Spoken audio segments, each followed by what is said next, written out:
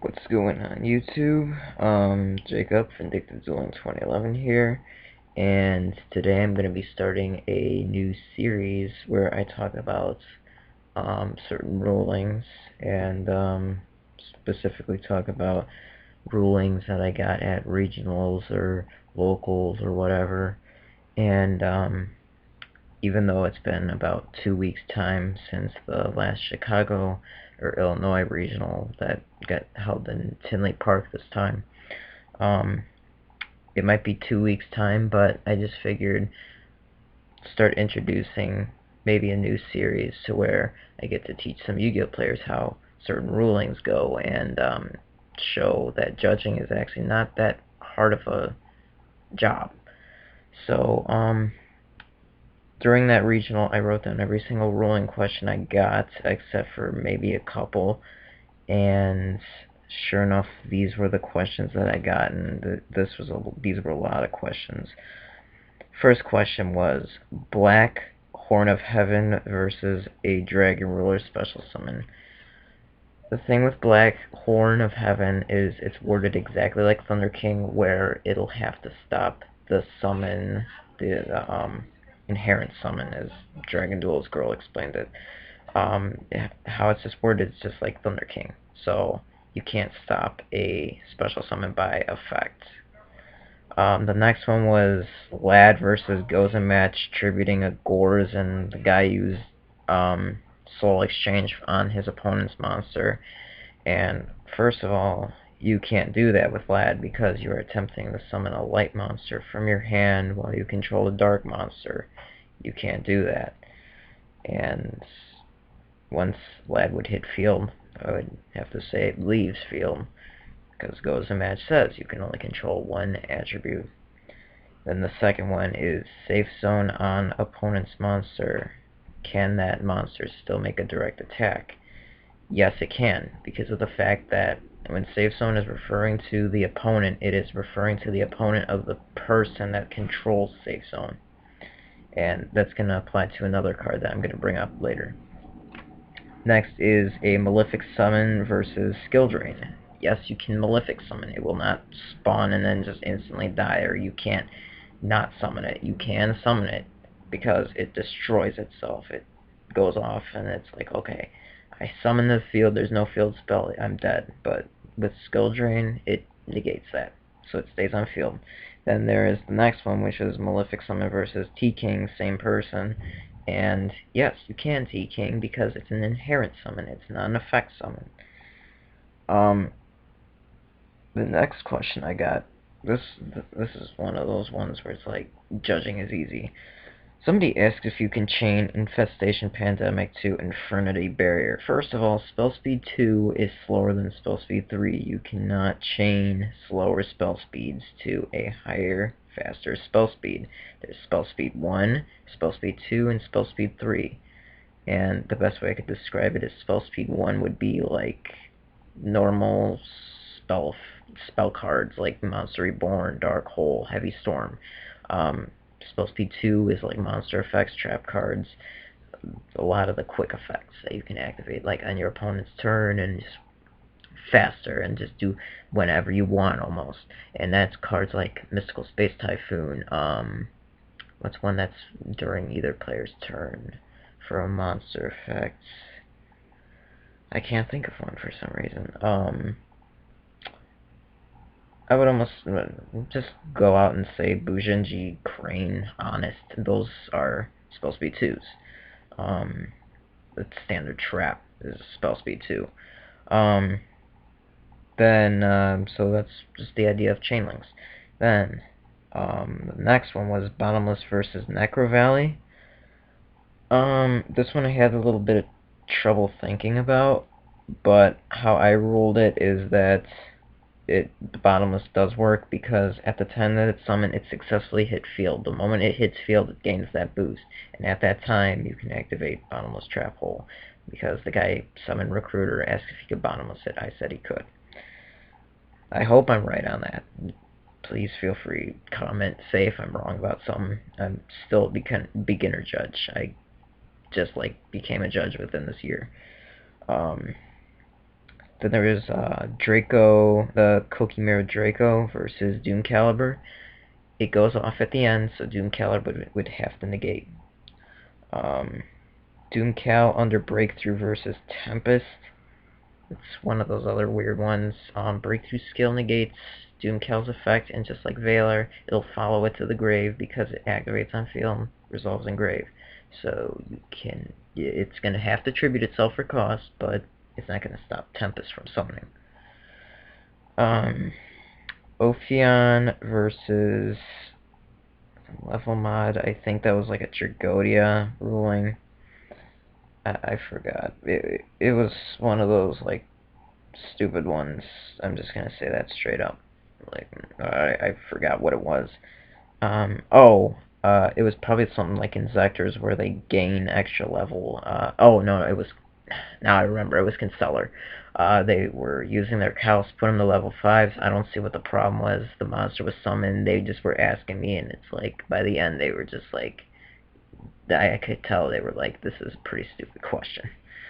Swap Frog versus Max C. Is Swap Frog an effect? I ruled that it is not. It is actually an inherent summon, and it is. Creature Swap versus Eradicator Epidemic Virus when you have no monsters. So you have a Grapha, you play Creature Swap, opponent chains Eradicator. What happens? The monsters don't swap. Simple as that. You don't have a monster to give, your opponent doesn't have one either. Then this one was the one that just, I can't believe people would ask me something like this. Guy was attacking into a Barkion with a higher attack monster. Guy activates Lance. The guy literally asked me, can I take back the attack? No, you cannot take back the attack. Only card effects that say negate that attack can stop it. Or if replay occurs, and replay occurs when your target is left field. If there's a new number of monsters on field, like say there's no monsters when you're attacking, somebody activates something like Hysteric Party called Haunted, then replay occurs. But other than that, you can't stop your attack. And even when replay occurs, you have a chance to attack with that monster. If you don't attack, it can't attack for the rest of that turn. DD Crow versus Rekindling. Based off of how Rekindling is worded, it says as many as possible. It does not specify that you have to target anything, so you could be technically special summoning 6 monsters at once. And DD Crow will not stop that because it doesn't even target the monsters in the grave. And again, it doesn't have to be 5, it's just as many as you want, so it's not like Soul Release, or it's not Pot of Avarice. Tiramisu Chain Safe Zone. I don't know what that one is. I'm pretty sure it was somebody asking if they can chain Safe Zone so that their monster can't be targeted, and I think that's what the ruling was. And as always, the monster's already targeted. Activating a Safe Zone will not change that. The monster's targeted by the effect, it's too late. The only thing that will get past Safe Zone is, I'm trying to think. The only thing Safe Zone will prevent you from is destruction, I mean. Other than that, targeting, it'll be too late. You have to activate it like the moment that the card's summoned, like say Scrap Dragon. You have to activate it right then and there. Targeted for attack when sets. I don't understand this. Oh, actually, now I do. There is an effect like Utopia where it's like if this card is targeted for an effect, or for an attack, and they ask me, can I use the effect? You cannot use the effect because it is face down. Your game stage says it's like, the effect's not on field, the effect's not there, the effect's not on that monster. That's usually how it works with monsters, is when they're face down, their effects are gone. So you do not have the opportunity to have that. And the moment that the attack is declared, it flips up, and that's after the attack declaration. So you can't activate it then because it's already been selected as a target. Alright, moving on to the second part. Chaos Hunter Switch Control. It's a condition that will be in your control.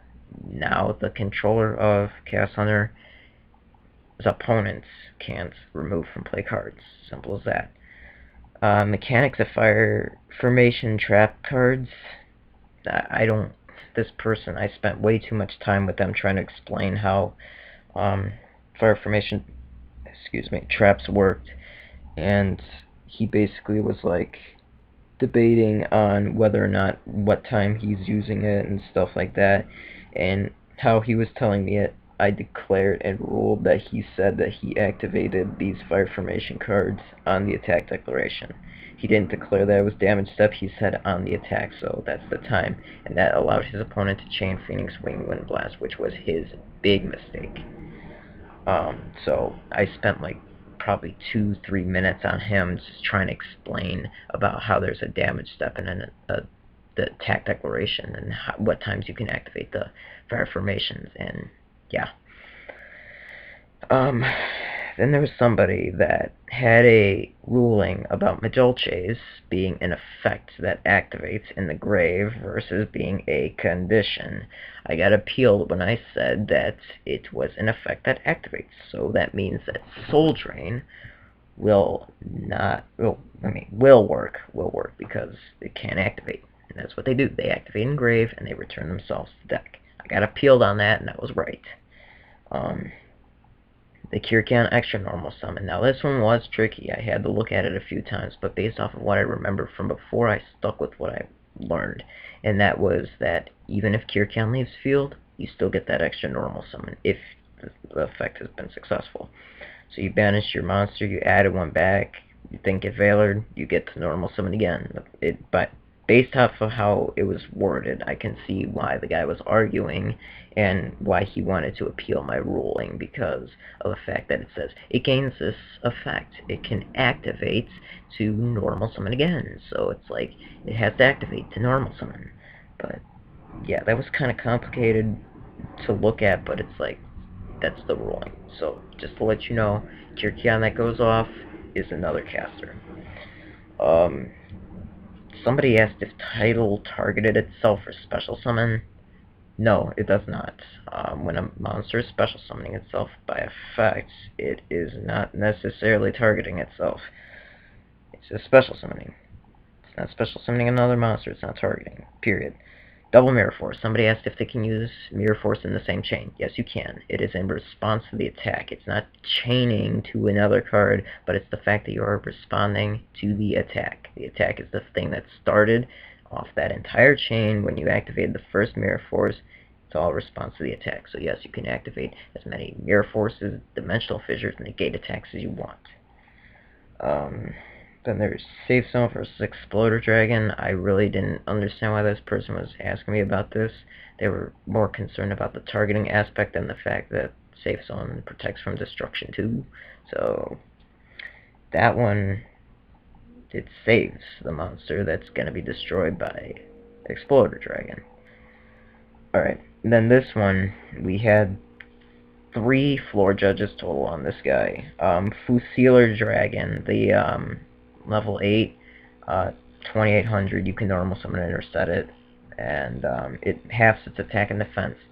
When it's face down when you set it, yes, it retains its attack and defense, meaning that you can Eradicator it while it is face down, and yes, you can Eradicator a face down card. So many people think you can't, but it would have to say on the card that you have to tribute a face up if it was supposed to be a face up.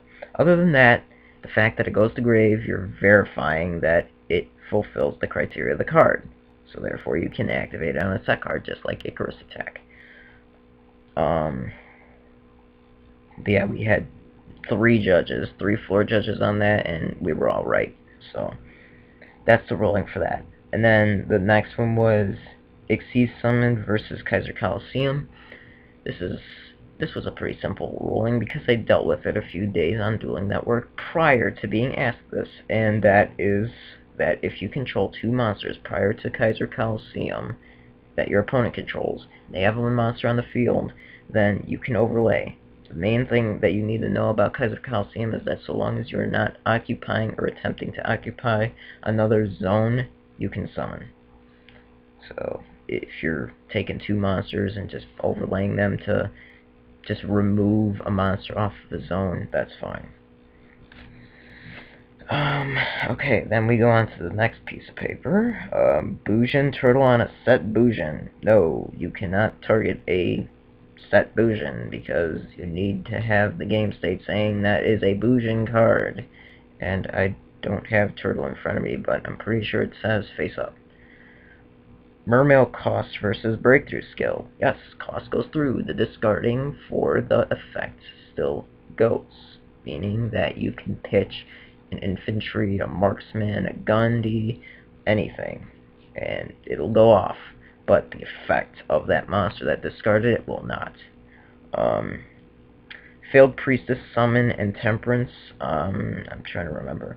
Okay, he tried to summon priestess, so game state stated that he attempted to special summon another monster that turn. It wasn't Solemn Warning, but it was an attempt. So it failed. He attempted it. Game state realized that, so he could not activate Temperance. Then somebody asked if you can use compulsory evacuation device on a set monster. Yes, you can. Again, if the card does not specify that the monster has to be face up, you can use it on a monster. If a card is that general, it is going to be that general. Don't make it complicated. Don't add your own little words to it. It's just straightforward. Gates on gates effect again. Okay, this one, they basically asked, they use gates once. Okay, so the once per turn, discard, banish, discard, draw. Then play another gates. Can you do it again? Yes. When it says once per turn, that means that that one card can use their effect once per turn. That individual card. Now if the card says, like, you can only activate this exact card's name, X card's name, once per turn, then you can't. That's the only time you can activate it. So if Gates said you can only activate one Gates of the Dark World once per turn, then that would not work. But in this case, it would work. You could activate Gates multiple times so long as you keep playing Gates over Gates. Then the next one is prohibit Grapha. Can you use Grapha for cost? Yes, you can. A friend of mine thought that you couldn't because you're using the card, but in all honesty, using refers to basically summoning, using its effects, things like that, but you can pay it for cost, definitely. I can understand that one. I got a little confused, but I just recalled what I could remember, especially since I'm a major Dark World player. Played the deck for about a year almost now. Fossil Dyna versus Azurize. I don't see what the problem was with this, because of the fact that when Azurize is special summoned, all dragons you control at that time cannot be destroyed by card effects. Fossil Dyna destroys those cards, and they were asking about 2 other dragons that they control that they summoned later if those get destroyed. Yes, because again, you did not currently control them, just like for Infestation Pandemic. When you activate it, it's going to be evil swarms that you currently control at the time that you activate Pandemic. Not for the entire turn, it would say that. So again, people, read your cards before you make some sort of decision or some conclusion about what the card does. Okay, and then there was Gyoku, the Fire Formation spell, the Night Beam slash Zing Zang Hue, I think it's called. If you chain some other card to Gyoku, just like Night Beam, chain another card to Gyoku, and then you chain the card that's targeted by Gyoku, you can activate that card, because it is not being chained to Gyoku. So that's perfectly fine. They were having Royal Decree and everything played. It was up to like Chain Link 4. Then there's Celestia, the Lightsworn Angel. Mill for cost, yes, that is cost to mill. It is the cost to the effect to destroy up to 2 monsters. Then there was Fiendish Chain versus Caius. Yes, Fiendish Chain negates Caius' effect. Caius is not a condition, it is an effect. Okay, and then we get to the conclusion almost here. And then I'm starting to remember the one that I didn't write down. Kaiser Coliseum versus Soul Exchange. I forgot exactly what it was. I think it was, though, like, his opponent controlled a monster, he controlled one. I forgot. I honestly can't remember this ruling and what I said about it, but that was one of the rulings that I got. Just another, what to expect as a judge. Then there was Constellar Pollux versus an already face-up skill drain. If skill drain is face-up prior to caster or Pollux is a summon, it will not get that extra effect through because it is on the summon. So it's basically like, oh, you have no effects able to be activated or used, all the effects are gone, so at that time Pollux gets negated, the effect. So if you have skill drain on the field, you summon Pollux, you will not get that extra summon. But if you chain skill drain, of course you still do. Dragon Ruler Special versus taking control of... Okay, I had this ruling before at a previous regional. If you take control of an opponent's special summoned Dragon Ruler, what happens? What happens is that since you are the current controller, it will be returned on your opponent's end phase. So the actual owner would get it to their hand at the end phase of their turn, because they are the owner, so it goes to their hand, but when it's saying return by opponent's end phase, that's the opponent of the person who controls it. So again, goes back to the end phase, and that opponent part refers to the player that controls it. The hand refers to the owner. Then you have Exabeetle take Big Eye. Does Big Eye keep materials? Heck no. It's no longer an Xyz material or Xyz monster. Why would it keep Xyz materials under it? That was pretty easy and straightforward. Again, judging is pretty easy. And the last one that I remembered was a Gorz being summoned to field. Special summon to field. Guy got a token, they were questioning me and everything. I was trying to figure out what was going on, and then sure enough, I was like asking them if that token is going to be 4,000 attack due to an obelisk attack, because that's what the guy controlled, obelisk, and then the guy had a Gorz. So then it's like, okay, when did obelisk attack? The guy that controlled obelisk said he never attacked, and then here I am seeing a field that has blue eyes and like a light pulsar or something, I don't know. See that on the field, and then I'm like, okay, so then how you special summon Gorz? And then the guy just took it back to his hand, and it's like, oh, I can't do that. People, please read your cards, okay? I mean, I don't mind taking care of questions like that. It makes my job pretty easy, not gonna lie. But, it's problem-solving text. Just read the card. It's something that you learned how to do in kindergarten. It's something that you learned how to do in elementary. Just read the card before you make any sort of final conclusion, and that's honestly going to be my moral of today for all Yu-Gi-Oh players. Please read your cards. I cannot count how many times I've seen people on Dueling Network, at my locals, at regionals, just not even read the card. Like, somebody asked me if they could debunk a trap. It says right on debunk, monster effect. So please read your cards, people, before you can ask anything or think of anything for ruling questions or any of the sort.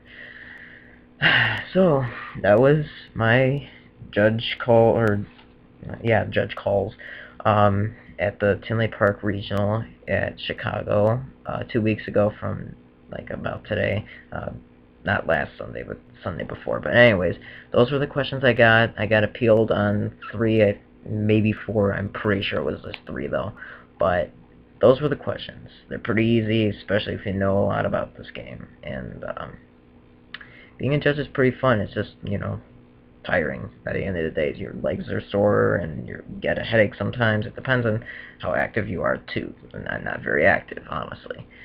So, that concludes my little run-through of some rulings that I had to deal with at Tinley Park, and Tinley Park, Illinois. I forgot to mention that if I haven't mentioned it already. So those are my rulings.